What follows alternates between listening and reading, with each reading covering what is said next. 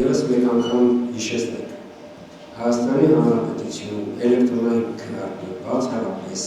Հայաստանի Հանրապետության դիվանագետները նրանց ընտանիքի անդամները, ովքեր իրենց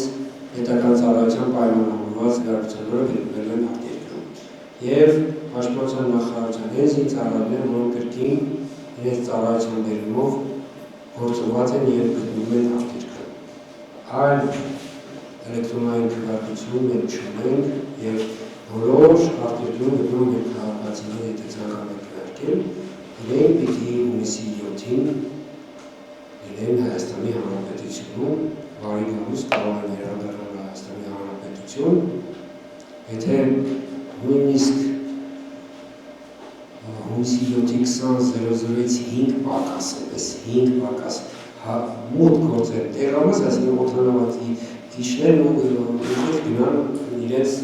հաշվառման տեղամասը, ապա կարող են քննարկել։